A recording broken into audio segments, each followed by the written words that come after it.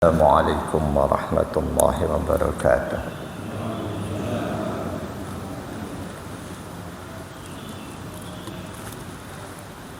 A'udzu billahi minasyaitonir rajim. Bismillahirrahmanirrahim.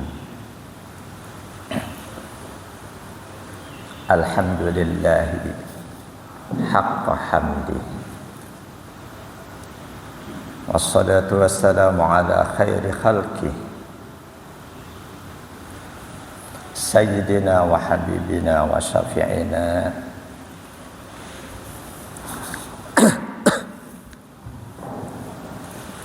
wa maulana Muhammadin rasulihi wa abdihi wa ala alihi wa sahbihi min ba'dihi wa ala ummatihi alladhina istaqamu bi syari'atihi wa bi sunnatihi ila yaumil liqa'ih. Amma ba'd, fa inna asdaqal hadisi kitabullahi ta'ala wa khairal hadyi hadyi sayyidina Muhammadin sallallahu alaihi wasallam wa syarrul umuri muhdatsatuha wa kullu muhdatsatin bid'ah wa kullu bid'atin dhalalah wa kullu dhalalatin finnar. Wa bisanadil muttasili ilal imamil muallifi rahimahullahu ta'ala wa adaman naf'a bihi wa bi'ulumihi fid darain amin.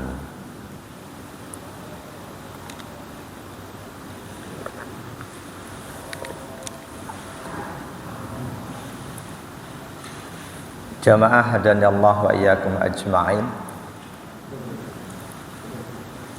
Kita lanjut pembahasan kita berkaitan dengan sholat khusyuk. Al-khusyu'u fil lughah. Khusyuk menurut bahasa. Ada 3 ulama yang menjelaskan makna khusyuk menurut bahasa. Sebetulnya banyak, cuma 3 saja saya nukilkan. Qala Ibnu Faris fil Muqayyis atau fil Maqayis al-kha wasyin wal ain aslun wahid yadullu ala tatamun. Khusyuk tersusun dari huruf kha, shin dan ain. Khasya'a menunjukkan makna tunduk, patuh sepenuhnya tanpa ada rasa berat hati sedikit pun. Khasya'a yakhsya'u khusyu'an ditandai idza tatomana wa taqta'a ra'suhu. Dalam sholat orang yang khusyuk salah satu tandanya kepalanya akan agak menunduk, mata fokus ke tempat sujud, bukan mata jelalatan, kepala tengok-tengok. Salah satu tandanya. Kata Ibnu Faris, wa huwa qaribul ma'na minal khudu'. Khusyuk dan al-khudu' punya makna yang berdekatan. Boleh jadi maknanya sama, hanya perbedaannya illa annal khusyu'a fil badan. Khudu' itu berkaitan dengan badan, wal khusyuk fis saut wal basar. Sedangkan khusyuk lebih sering penggunaannya untuk suara dan pandangan mata. Badan yang anteng, diam, khudu'. suara yang stabil, tidak menggelegar, yang syahdu, pandangan mata yang fokus, khusyuk. Jadi khusyuk lebih sering digunakan untuk suara dan pandangan mata, sedangkan khudu' untuk anggota tubuh. Ini kata Ibnu Faris dalam kitab beliau Al-Maqayis. Yang kedua, waqala Al-Fayyumi. Imam Al-Fayyumi fil Misbahul Munir, dalam kitab Al-Misbahul Munir, khasha'a khusyu'an idza khadda'a wa khasha'a fi salatihi wa du'a'ihi aqbala bi qalbihi ala dhalik wa huwa ma'khudun min khasha'atil ardu idza sakanat watma'annat. Khasha'a masdarnya khusyu'an, seseorang disebut khasyi', orang yang khusyuk, idza khadda'a, apabila dia mencerminkan sebagai orang yang tunduk patuh sepenuhnya. Dalam sholat tunduk patuh sepenuhnya kepada Allah. Yakin ketika kita sholat tapi masih ada rasa terpaksa. Terpaksa mungkin karena kita baru sampai, baru mau rehat, baru mau istirahat, tiba-tiba adzan, ada rasa terpaksa ngerjain sholat, itu sulit untuk khusyuk. Sulit untuk khusyuk. Wa khasha'a fi salatihi wa du'a'i, seseorang khusyuk dalam sholatnya dan doanya, enggak salah ketika kata atau kalimat khusyuk juga untuk doa. Kamu doa yang khusyuk, itu tidak salah. Mungkin yang enggak pas kalau kamu puasa yang khusyuk, kamu membayar zakat yang khusyuk, itu enggak pas. Baca Quran yang khusyuk itu masih boleh. Makna khasha'a fi salatihi wa du'a'i, seseorang khusyuk dalam salatnya dan doanya, aqbala bi qalbihi ala dzalik, dia laksanakan salat dan doanya itu dengan sepenuh hati, dengan seluruh perasaan hati ada di dalamnya, itu khusyuk. Kata Al-Fayyumi, wa huwa ma'khudun min khasha'atil ardu.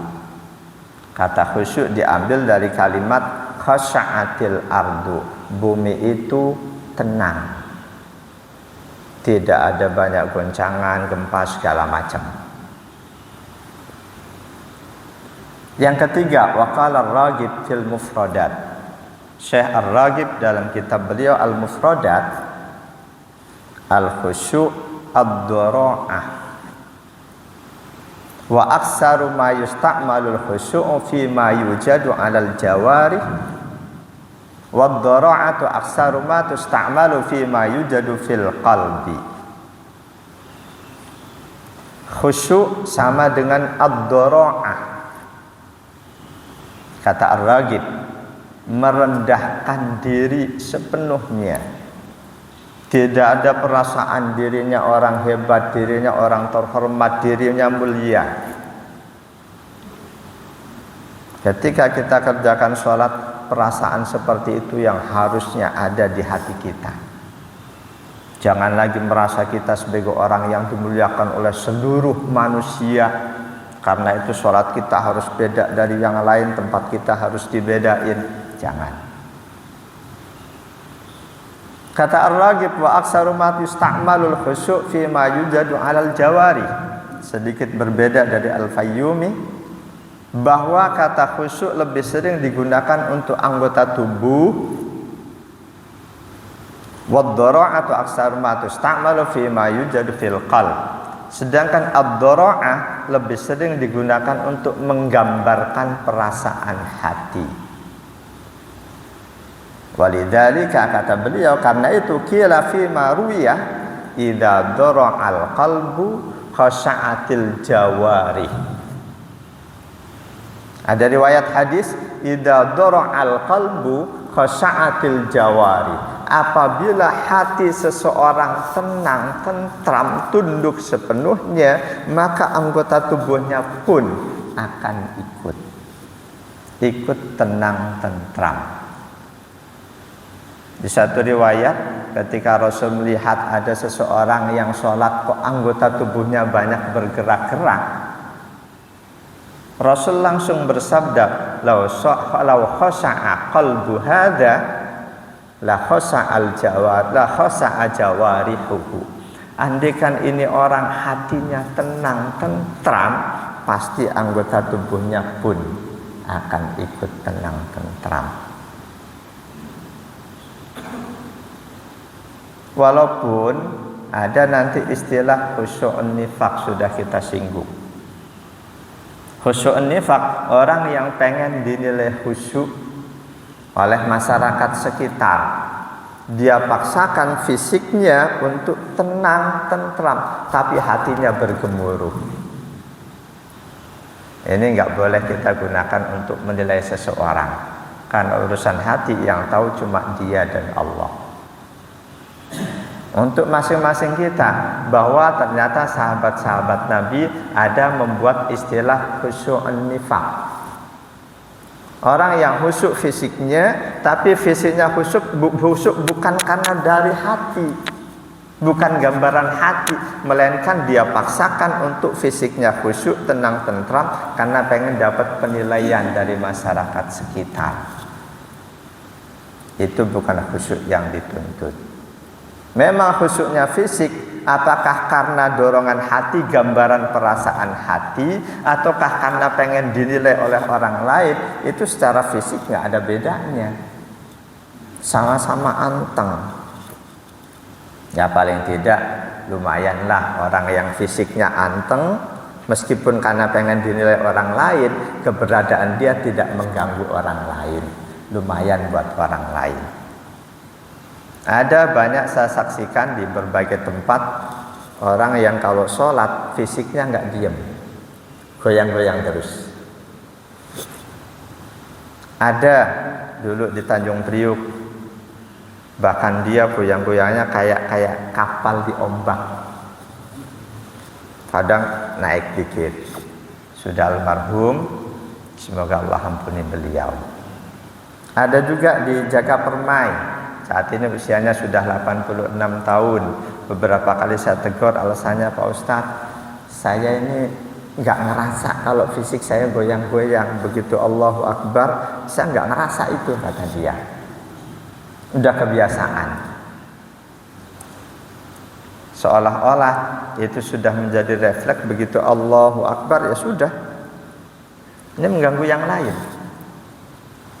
Tapi ternyata refleks yang semula dari kebiasaan selanjutnya menjadi refleks itu bisa dirubah dan nggak selalu. Suatu saat bareng-bareng lagi ya memperbaiki masjid, memperbaiki lampu segala macam. Ada tukang yang masang lampu, dia menyaksikan di bawah. Kebetulan fisiknya anteng. Sebelumnya ngomong setiap kali berdiri dia akan goyang. Saat itu fisiknya anteng. Saya tanya, Pak, ada Pak Ustaz? Barusan Bapak ini anteng gak goyang-goyang? Dia diam. Walaupun memang saya belum menemukan pandangan ulama yang kalau orang sholat kok berdirinya gak diam, sholatnya batal. Saya belum temukan itu. Moga-moga saja nggak batal. Begitu juga orang yang tahiyatnya ada yang jarinya goyang-goyang. Kalau ini Imam Abu Dawud dinukil dalam Nailul Autar, beliau berpandangan orang yang tahiyatnya jarinya goyang-goyang, Imam Abu Dawud nih, itu batal sholatnya. Cuma Imam Abu Dawud. Yang lain tidak berpandangan batal. Beda kalau yang goyang itu tangannya. Imam Syafi'i anggota tubuh goyang 3 kali berturut-turut atau lebih batal. Karena itu di antara ulama madhab Syafi'i menyarankan ketika ada anggota tubuh kita yang gatal, garuknya jangan gini, batal. Tapi tangan diam, cukup jari yang goyang, sehingga tangan nggak gerak-gerak. Ada yang menganjurkan seperti itu. Jamaah dan Allah wa iyyakum ajma'in. 3 ulama yang saya nukil, Ibnu Faris, Al-Fayyumi, dan Ar-Raghib, bisa disimpulkan bahwa mereka punya pandangan yang sama berkaitan dengan makna khusyuk secara bahasa. Tenang dan tentramnya hati, yang itu terjadi karena sikap iman dan ketertendukan sepenuhnya kepada Allah yang lantas tercermin dari anggota tubuh. Bagaimana dengan khusyuk di Al-Quran? Waqad waradat hadhil kalimatu fil Qur'ani murtabitatan bis shalah wa waradat mutabaqatan. Kata khusyuk dalam Al-Quran ada yang diantaranya dikaitkan dengan sholat, ada juga yang dikaitkan tidak dengan sholat, dengan hal-hal lain sesuai dengan kalimat, susunan kalimatnya. Di antara kata kalimat khusyuk yang dikaitkan dengan sholat di surah Al-Mu'minun, A'udzu billahi minasyaitonir rajim. Qad aflahal mu'minun alladzina hum fi salatihim khashi'un. Sungguh akan berbahagia orang-orang beriman yang mereka khusyuk dalam sholatnya, khusyuk sholat. Ada juga kata khusyuk dalam Al-Quran yang tidak dikaitkan dengan sholat. Ada bahkan kata khusyuk itu digunakan untuk gunung. Di surah Al-Hasyr ayat 21. A'udzu billahi minasyaitonir rajim. Law anzalna hadzal Qur'ana 'ala jabalin la ra'aitahu khashi'an mutasaddian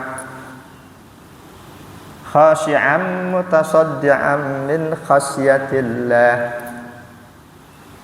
Law anzalna hadzal Qur'ana 'ala jabalin. Andaikan Quran ini aku amanahkan, aku turunkan kepada gunung, la ra'aitahu khashi'an mutasaddian. Niscaya kamu akan saksikan gunung itu khusyuk, tunduk sepenuhnya menerima amanah Allah.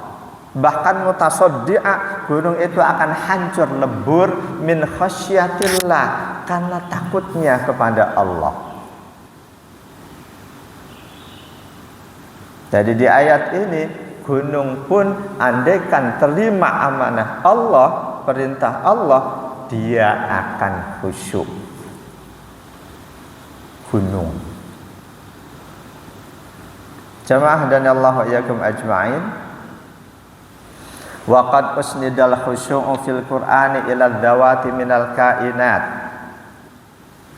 Fa wasifat bihi taratan.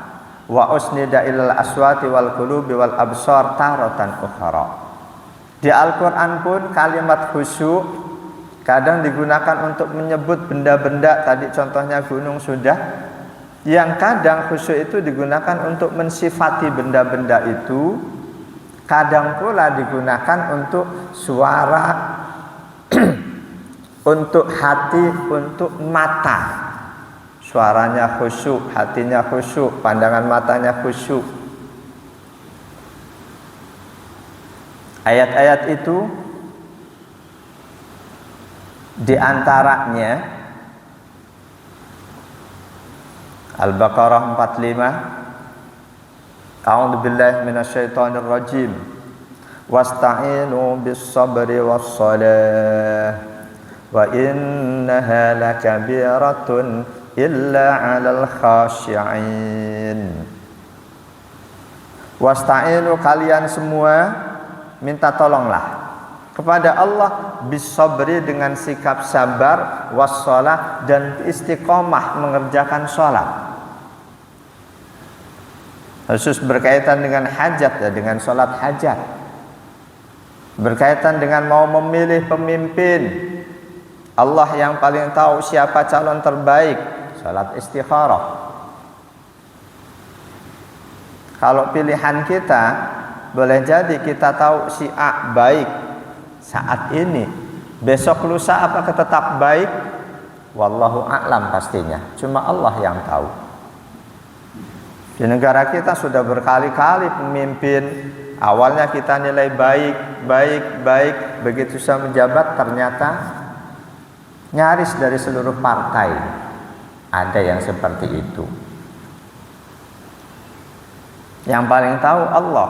Boleh jadi ada saat ini calon kita nilai nggak terlalu baik. Apakah andaikan terpilih nanti dia akan tetap seperti itu, nggak terlalu baik atau justru insaf? Dalam sejarah hidup manusia, Khalifah Umar bin Abdul Aziz begitu ditetapkan menjadi khalifah, justru kebaikannya lebih menjadi-jadi dibanding sebelumnya. Jadi nggak tertutup kemungkinan seseorang yang sebelumnya kita nilai kurang baik, begitu dapat amanah Allah berikan taufik hidayah, berubah menjadi baik banget. Sebaliknya, yang sebelumnya kita gadang-gadang kita nilai sebagai orang yang terbaik, boleh jadi walaupun yang kita harapkan siapapun saudara kita yang saat ini baik, Allah beri anugerah keistiqomahan dalam kebaikannya sampai mereka mati. Jamaah dan Allah wa iyyakum ajma'in. Wa innaha lakabiratun, sesungguhnya salat itu lakabiratun, sungguh merupakan sesuatu yang sangat berat. Allah yang negesin bahwa salat itu berat, bukan enteng. Berat illa alal khasyi'in, kecuali bagi orang-orang yang khusyuk, yang menikmati salatnya. Apapun berat, ketika kita menikmati dengan hal itu, niscaya tidak akan kita anggap itu sesuatu yang berat. Ketika kita sudah bisa menikmati sholat kita, yakin betul sesuai ayat ini, sholat akan menjadi enteng. Jadi salah satu kiat untuk khusyuk, berusahalah untuk bisa menikmati sholat. Khusyuk dalam baca Quran, berusahalah untuk bisa menikmati Quran. Khusyuk dalam doa, berusahalah untuk bisa menikmati doa. Apapun yang kita rasakan nikmat ibadah, maka kita akan bisa khusyuk, fokus dalam melaksanakannya. Ketika kita merasa kok sholat itu berat, yakin kita sulit untuk khusyuk di situ. Jamaah dan Allah wa iyyakum ajma'in. Demikian juga wa qauluhu tabaraka wa ta'ala, firman Allah tabaraka wa ta'ala di surah Ali Imran 199, wa inna min ahlil kitab laman yu'minu billahi wa ma unzila ilaikum وَمَا أُنْزِلَ إِلَيْكُمْ وَمَا أُنْزِلَ إِلَيْهِمْ خَاشِعِينَ لِلَّهِ. Dan sebagian di antara ahlul kitab, Yahudi Nasrani, sungguh ada orang-orang yang betul-betul mereka beriman kepada Allah. Mereka beriman pada kitab-kitab yang diturunkan kepada mereka, kitab yang diturunkan kepadamu wahai Rasulullah, wa ma unzila ilaihim, mereka pun mengimani kitab yang diturunkan pada mereka, Yahudi Nasrani yang selanjutnya masuk Islam. Mereka itu khasyi'ina lillah, khusyuk semata-mata karena Allah. Yahudi Nasrani yang betul-betul mengimani Allah, tidak mengimani hawa nafsunya, ketika kitab Allah yang diturunkan pada mereka memerintahkan mereka untuk mengimani Rasul terakhir, kitab terakhir, mereka akan dengan senang hati. Dan mereka adalah orang-orang yang khasyi'ina lillah, khusyuk karena Allah. Di masa Rasul, di antara mereka sahabat Abdullah bin Salam dan kelompoknya, mantan pendeta Yahudi, atau sahabat Adi bin Hatim CS radhiyallahu anhum, mantan pendeta Nasrani. Mereka tidak mengimani pendetanya, tidak mengimani rahib-rahibnya. Mereka mengimani Allah, mengimani kitab-kitab Allah. Ketika ayat Allah dalam kitab mereka memerintahkan mereka untuk mengimani Rasul yang nanti Allah akan utus, dan begitu Rasul itu betul-betul sudah diutus, Rasulullah Muhammad, mereka enteng melaksanakan perintah Allah itu.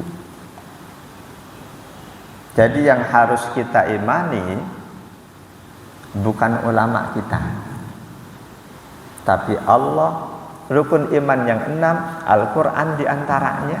Artinya ketika ada ulama kita ikuti, kok ada indikasi ini nyeleweng, menyimpang, ya kita harus enteng meninggalkannya. Ini di tengah masyarakat banyak terjadi fanatik dengan ulamanya. Walaupun ulamanya begini begitu, tetap dibela mati-matian. Ini yang bisa menyebabkan kita menyimpang. Ada di dekat saya sana, dulunya aktivis masjid waktu masih muda. Begitu kuliah terus kerja, ketemu dengan komunitas lain, yang komunitas itu jelasin Qur'annya dalam pikiran dia ini sangat jelas, sangat gamblang. Hanya sekarang dia menyimpang. Dia punya prinsip sesuai prinsip gurunya, selama ada di Quran kita nggak perlu tengok hadis. Nggak ada di Quran baru kita tengok hadis. Kemarin ada jamaah silaturahim ke rumah, di antara jamaahnya itu ngomong, iya Ustaz, kemarin tuh si Anu nyuruh saya, Bapak nggak usah puasa, Bapak tuh udah kakek-kakek, udah nggak wajib puasa.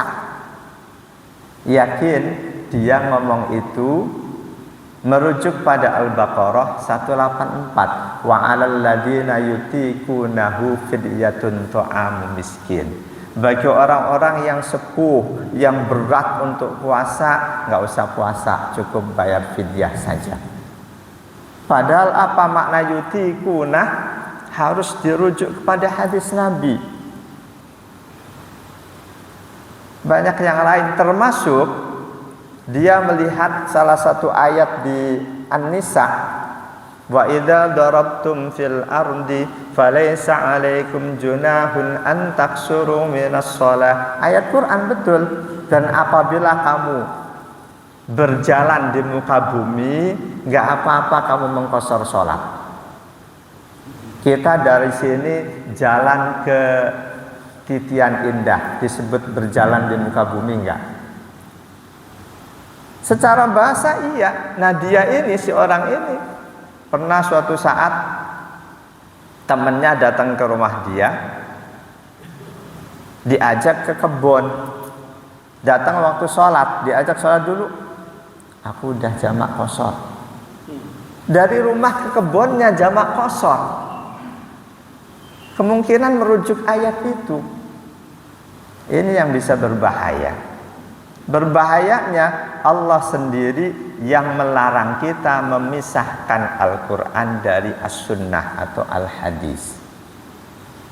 Dan Allah sendiri yang terang-terangan memerintahkan Rasulullah untuk menjelaskan setiap ayat-ayat yang Allah turunkan pada kita. An-Nahl 44. A'udzu billahi minasyaitonir rajim. Bil bayyinati waz zubur wa anzalna ilaika dzikra litubayyana lin-nasi ma nuzzila ilaihim wa la'allahum yatafakkarun. Bil bayyinati, dengan bukti-bukti nyata, waz zubur, dan kitab-kitab. Wa anzalna ilaika dzikra, aku turunkan kepadamu wahai Rasulullah adzikra, Al-Qur'an, litubayyana linnas, supaya kamu jelaskan kepada manusia manuzila ilaihim, setiap ayat yang diturunkan untuk mereka. Rasul yang diperintahkan oleh Allah untuk menjelaskan ayat-ayat Quran. Penjelasan Rasul adanya di mana? Ya sudah tentu di as-sunnah. Wala'allahum yatafakkarun, dan agar selanjutnya mereka pikirkan. Yang harus kita pikirkan penjelasan Rasulnya, bukan ayatnya. Kalau ayatnya kita pikir sendiri, kita bisa meninggalkan penjelasan Rasul. Tapi penjelasan Rasulnya yang kita pikirkan. Jamaah dan Allah wa iyyakum ajma'in. Wa qad a'addallahu lil khashi'ina wal khashi'ati maghfiratan wa ajran 'azima. Di ayat yang lain Al-Ahzab ayat 35, Allah menjanjikan ampunan dan pahala besar untuk beberapa golongan manusia, di antaranya orang-orang yang khusyuk, baik laki-laki ataupun wanita. Orang-orang yang khusyuk, baik laki-laki ataupun wanita. Lengkapnya di ayat itu, A'udzubillahi minasyaitonir rajim. Innal muslimina wal muslimati wal mu'minina wal mu'minati wal qanitina wal qanitat wal qanitina wal qanitati was sadiqina was sadiqati was sabirina was sabirati wal khashi'ina wal khashi'at والخاشعين والخاشعات والمتصدقين والمتصدقات والصائمين والصائمات والحافظين فروجهم والحافظات والذاكرين الله كثيرا والذاكرات أعد الله لهم مغفرة وأجرا عظيما.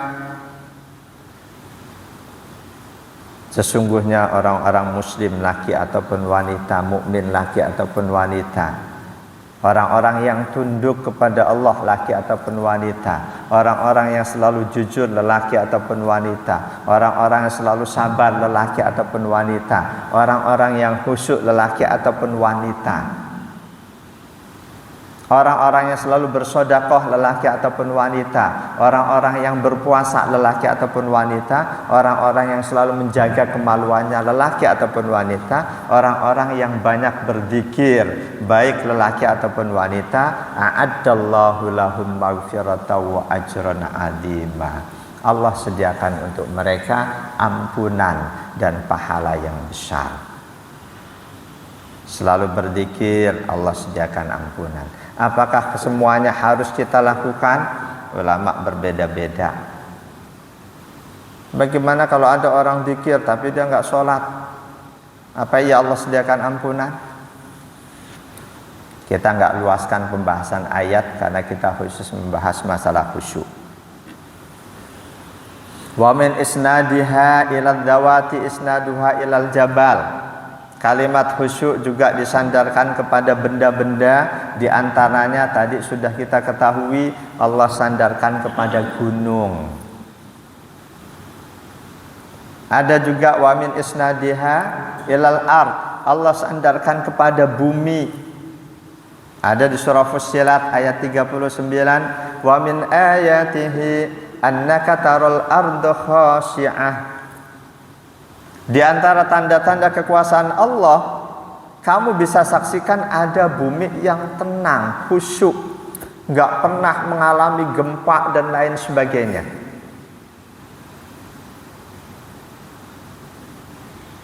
Itu bagian dari tanda-tanda kekuasaan Allah. Saya belum tahu bumi mana yang dimaksud. Kalau yang dulunya banyak gempa, tapi selanjutnya nggak ada gempa, itu bumi Madinah. Itu ada kisahnya. Ketika dulu sering ada gempa, sahabat Khalifah Umar bin Khattab langsung berdoa, demi Rasulullah, minta agar bumi jangan lagi kamu gempa. Semenjak saat itu sampai saat ini, informasinya Madinah tidak pernah mengalami gempa.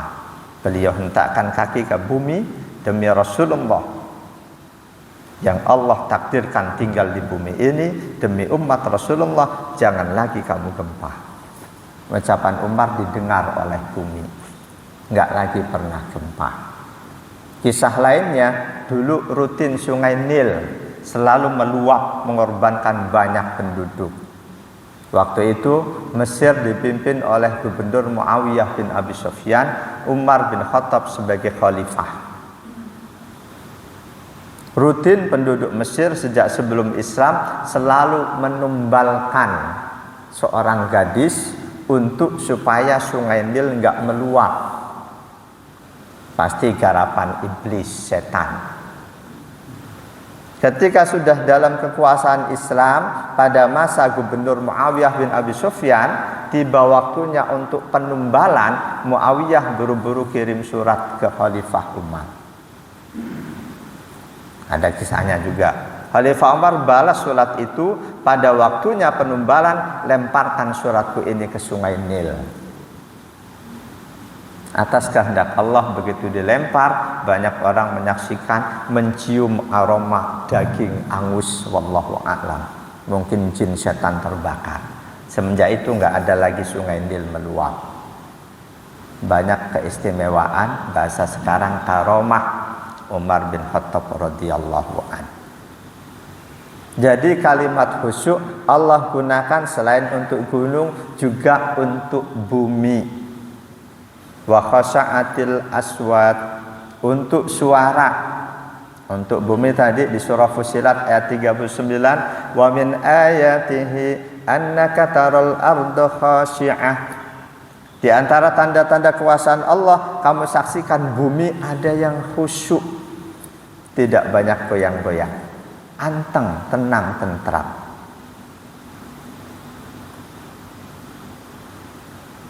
Ada dikaitkan pula dengan hati, jelas. Di Al-Quran surah Al-Hadid ayat 16. Alam ya'ni lilladzina amanu an takhsha'a qulubuhum li dzikrillah. Belum datangkah waktunya, masanya bagi orang-orang yang beriman untuk hatinya khusyuk seiring dia ingat Allah? Berzikir tapi hatinya enggak khusyuk, itu tidak menjadikan iblis setan menjauh. Kita adzan setan kabur, betul. Kenapa banyak orang berzikir justru setannya kok datang? Karena zikirnya enggak diiringi dengan kekhusyukan hati.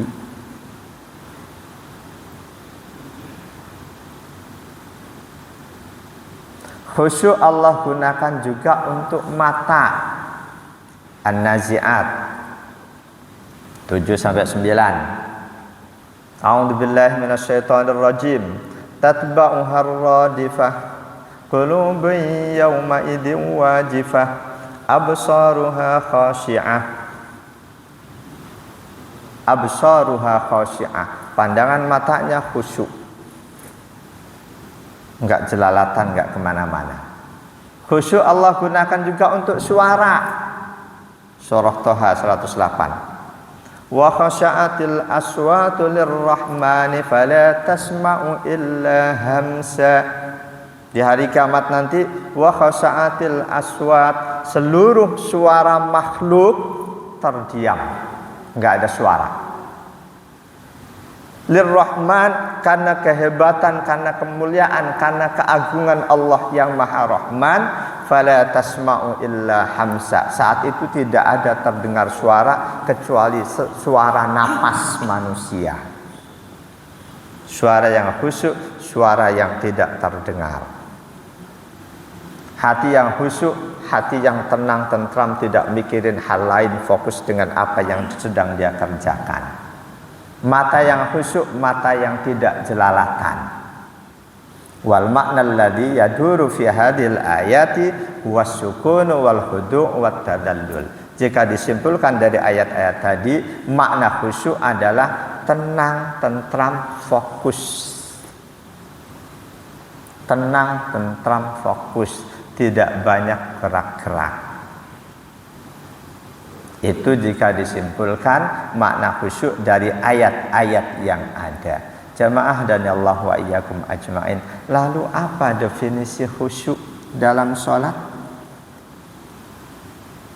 minat ta'rifatil lati awradaha Ibnul Qayyim fi Madarijis Salikin, di antara definisi khusyuk yang dikemukakan oleh Imam Ibnul Qayyim, beliau termasuk asal usul ulama yang dirujuk oleh Wahabi, tapi banyak ajaran beliau ditinggalkan oleh mereka. Ada satu kitab beliau yang bagus berkaitan dengan alam ruh, Ar-Ruh fil kalami ala arwahil ahya wal amwat, Ibnul Qayyim al-Jauziyah. Di situ beliau kemukakan dalil-dalil bahwa apa yang kita lakukan yang masih hidup untuk mereka yang sudah meninggal itu sangat besar manfaatnya. Tapi oleh saudara kita Wahabi Salafi itu ditolak. Kita baca Quran untuk orang yang sudah meninggal, mereka tolak.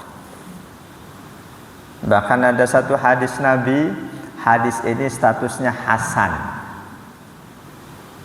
Ketika Rasulullah selesai menguburkan salah seorang sahabat Sa'ad. Sahabat Sa'ad ini sahabat yang pernah membuat doa iftitah sendiri, pernah juga membuat bacaan i'tidal sendiri, membuat bid'ah, yang ternyata ketika Rasulullah mengetahui, Rasul nggak tolak, Rasul nggak menolaknya. Justru Rasul memberitahukan bahwa doa iftitah, bacaan i'tidal yang dibuat oleh sahabat Sa'ad ini diterima oleh Allah. Itu salah satu dalil ulama mayoritas bahwa tidak semua bid'ah ditolak. Kisahnya hadis riwayat Imam Muslim. Ketika Rasul memimpin salat, ada jamaah yang baca Allahu Akbar kabira walhamdulillahi katsira wa subhanallahi bukrata wa asyila. Ini sahabat Sa'ad nih yang nyusun, bukan dari Rasul. Begitu selesai salat, Rasul tanya, siapa yang tadi baca kalimat ini? Sahabat Sa'ad tunjuk tangan, aku ya Rasul, aku tidak bermaksud buruk kok. Jawaban Rasul, ajibtulaha, aku takjub dengan bacaanmu itu.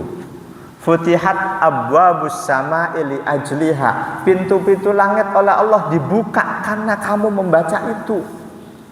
Itu nyusun sendiri. Rasul masih ada. Rasul nggak bilang, itu bid'ah, nggak boleh. Enggak. Bahkan sahabat Abdullah bin Umar yang waktu itu ada sebagai salah satu jamaah, beliau bersumpah demi Allah, semenjak aku dengar Rasul menjelaskan keistimewaan bacaan itu, aku tidak pernah meninggalkannya lagi. Saya pun berusaha seperti itu. Allahu Akbar kabira walhamdulillahi katsira wa subhanallahi bukrata wa asyila. Kadang saya tambah dengan bacaan doa iftitah yang lain. Allahumma ba'id baini wa baina khotoyaya. Kadang saya tambah dengan wajah tu wajhiyah. Begitu juga dengan bacaan i'tidal. Ternyata sahabat Sa'ad juga yang pernah berimprovisasi membuat sendiri. Hamdan katsiran thayyiban mubarakan fi. Selesai sholat Rasul tanya, ayyukum sahibu hadil kalimat, siapa tadi yang baca itu? Untuk yang ini alasan sahabat Sa'ad, tadi aku agak ketinggalan ya Rasul, aku terburu-buru. Begitu salat Allahu Akbar ruku, bangun sama Allah liman hamidah, hamdan katsiran thayyiban mubarakan fi. Yang ini keistimewaannya, kata Rasul, Allah perlihatkan kepadaku baru saja 12 malaikat berebut untuk menghantarkan bacaanmu menghadap Allah. Itu pun bid'ah yang oleh Rasul diterima. Jadi mayoritas, boleh dikata seluruh ulama sepakat bid'ah itu tidak semuanya sesat. Bahkan pada akhirnya saudara kita yang di Wahabi Salafi, mereka pun mengakui bid'ah ada dua. Hanya saja istilah yang mereka pakai bid'ah syar'iyah, ini yang nggak boleh, dan bid'ah lugawiyah, ini yang boleh. Mereka yang ngaji benar-benar pandangan Syekh Utsaimin, Syekh Shalih Fauzan, Syekh Abdullah bin Bas, mereka akan menyimpulkan ini, bid'ah ada dua, syar'iyah dan lugawiyah. Artinya bid'ah enggak cuma satu. Yang lebih lengkap lagi uraian Imam Asy-Syafi'i. Bid'ah itu ada yang wajib, ada yang sunnah, ada yang mubah, ada yang makruh, ada yang haram. Nah, mereka yang enggak ngerti, bahkan termasuk yang di Bogor itu melecehkan Imam Syafi'i. Kita ikuti Rasul, bukan ikuti Syafi'i. Itu terlalu itu, enggak adab, tidak beradab. Nah, di antara definisi khusyuk yang disampaikan Imam Ibnul Qayyim, al-khusyu'u qiyamul qalbi baina yaday rabbi bil khudu'i wal dhulli. Khusyuk itu adalah konsentrasi hati, sepenuh hati sadar sedang berada di hadapan Allah bil khudu'i wad dhulli, dengan anggota tubuh yang mengikuti hati tenang tentram. Bahkan banyak penggambaran sahabat-sahabat Nabi kalau sholat seperti satu pohon yang antang, yang tiada ada daunnya, cuma bonggolnya aja. Enggak banyak, kalau goyang kena apapun, ibaratnya kalau ada burung mencol aja enggak takut burung. Anteng-teng. Definisi yang lain Imam Ibnul Qayyim, al-khusyu' al-inqiyadu lil haqq wa min alamatihi annal 'abda idza khulifa wa rudda 'alaihi bil haqq istaqbala dzalika bil qabul wal inqiyad. Khusyuk itu adalah tunduk patuh sepenuhnya terhadap kebenaran. Tunduk patuh sepenuhnya terhadap kebenaran. Di antara tanda-tandanya, ketika ada seorang hamba yang sempat menyimpang dari kebenaran, begitu diingatkan, dia langsung terima dengan senang hati, dengan sepenuh hati. Tunduk patuh sepenuhnya terhadap kebenaran. Dan ini merupakan salah satu tanda iman. Semakin mantap keimanan seseorang, maka dia akan menempatkan kebenaran di atas segalanya. Semakin mantap keimanan seseorang, dia akan menempatkan kebenaran di atas segalanya. Meskipun selama ini sudah bertahun-tahun mengamalkan satu amalan, begitu tahu, oh ternyata ini salah, dia akan enteng meninggalkan amalan itu untuk berganti. Bertahun-tahun fanatik ngikuti guru, begitu tahu ternyata gurunya kurang pas dalam hal itu, yang ini lebih pas, dia enteng berganti. Contoh yang paling gamblang, sahabat yang oleh Rasul disebut imannya paling mantap, sahabat siapa? Abu Bakar As-Siddiq. Beliau, sahabat Abu Bakar, sempat menyimpang sedikit, dalam tanda kutip. Menyimpangnya bukan menyimpang akidah. Berkaitan dengan kisah hoak yang menimpa putri beliau, istri Rasul, Siti Aisyah. Hoaknya itu sangat meluas. Hampir semua umat membicarakan fitnah yang menimpa Siti Aisyah.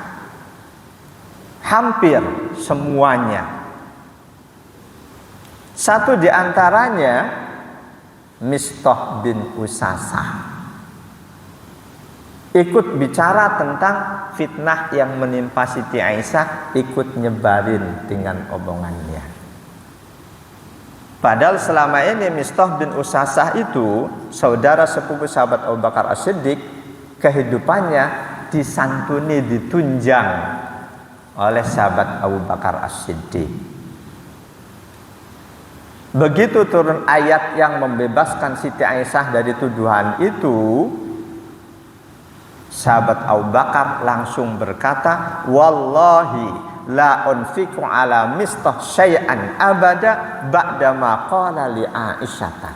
Demi Allah, aku tidak akan lagi menyantuni Mistah sedikit pun sesudah ketahuan dia ikut berbicara, ikut menyebarkan fitnah berkaitan dengan Siti Aisyah. Ini hadis riwayat Imam Ahmad, Imam Bukhari 2661, Imam Muslim 2770 dan Imam An-Nasa'i At-Tirmidzi. Sahabat Abu Bakar bersumpah, begitu ternyata fitnah itu dusta, bohong, Siti Aisyah enggak melakukan itu.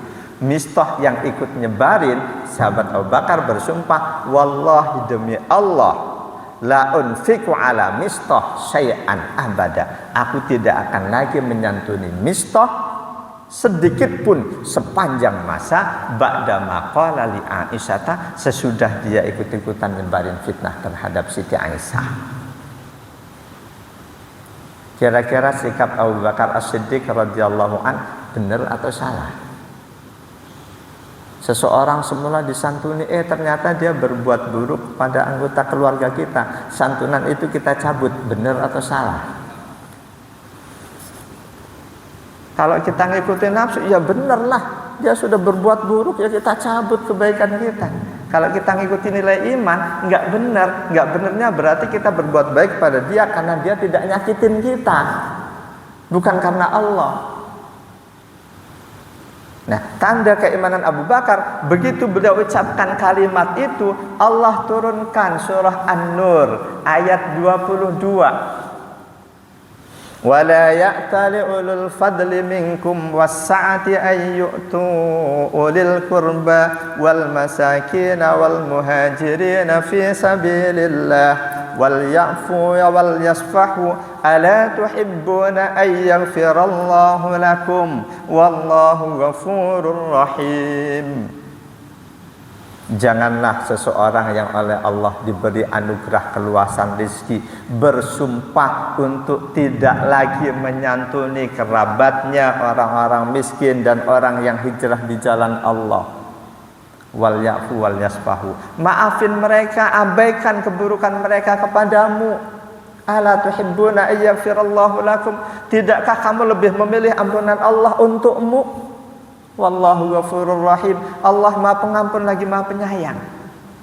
Begitu ayat ini dibacakan oleh Rasul, sahabat Abu Bakar yakin ini ayat diturunkan khusus buat kun. Beliau yakin betul. Akhirnya langsung sumpah yang tadi beliau tarik. Beliau ganti dengan sumpah baru, demi Allah, apapun yang Mistah lakukan terhadapku dan keluargaku, aku akan tetap santuni dia. Ini gambaran orang yang imannya mantap, menempatkan kebenaran di atas hawa nafsu, di atas perasaannya. Ketika ada orang salah, katakanlah mencaci maki orang lain, dinasihati, dijelasin ayat yang melarang ini, hadisnya ini, kok tetap saja dia membantah, itu pertanda imannya belum lebih baik. Semoga Allah anugerahkan kita keimanan yang dapat mengantarkan kita menempatkan kebenaran di atas fanatisme kita kepada guru dan lain sebagainya. Amin ya rabbal alamin. Mungkin ada 1-2 pertanyaan, silahkan.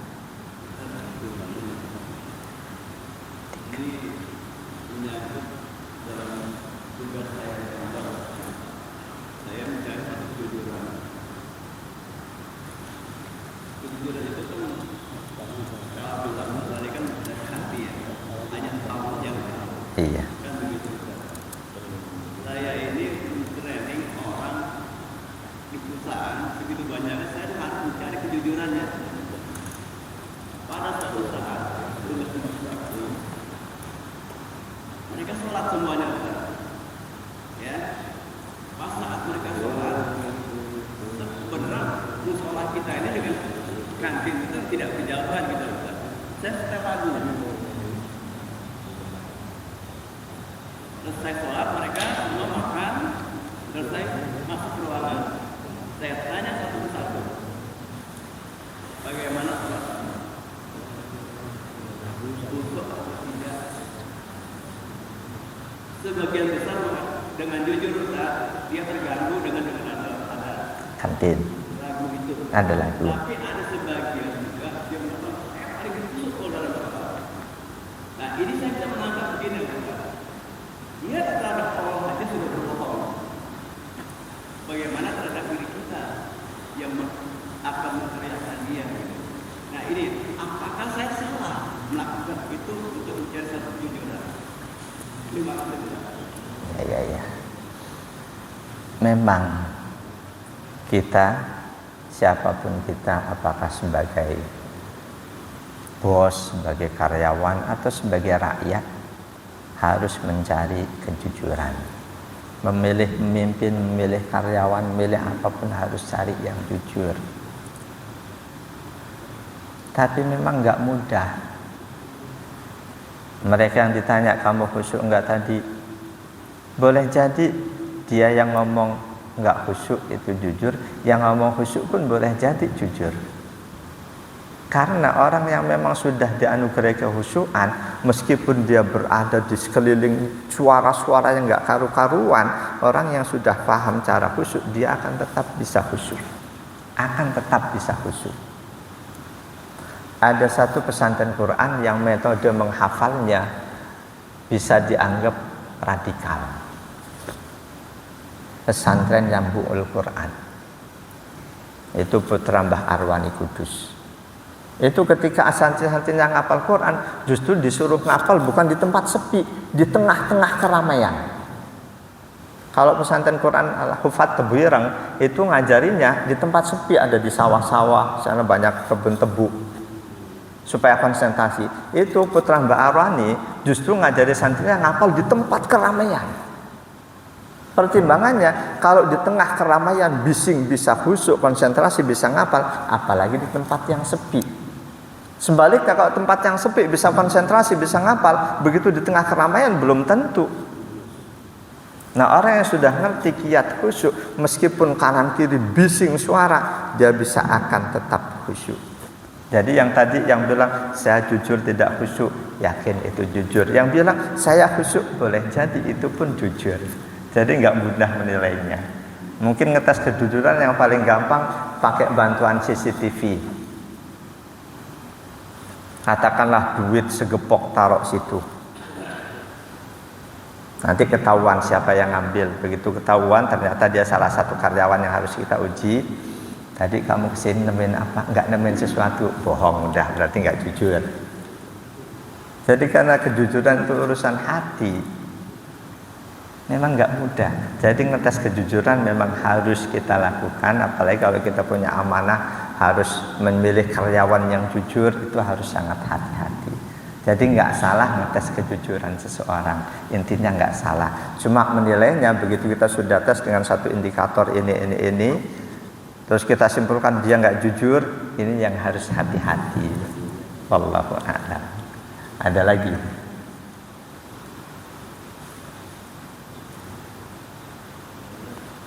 Sudah ya. Alhamdulillah. Subhanakallahumma wa bihamdika asyhadu an la ilaha illa anta astaghfiruka wa atubu ilaik. A'udzu billahi minasyaitonir rajim. Bismillahirrahmanirrahim. Alhamdulillahi rabbil alamin. Allahumma shalli wa sallim ala sayyidina Muhammad wa ala alihi wa sahbihi ajma'in.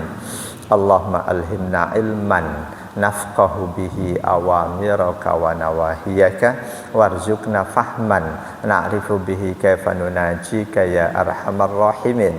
Allahumma arzuqna fahman nabiyyin wa hifdzal mursalin wa ilhamal malaikatil muqarrabin bi rahmatika ya arhamar rahimin. Rabbana atina fid dunya hasanah wa fil akhirati hasanah wa qina adzabannar. Walhamdulillahi rabbil alamin wal afa minkum. Assalamu alaikum warahmatullahi wabarakatuh.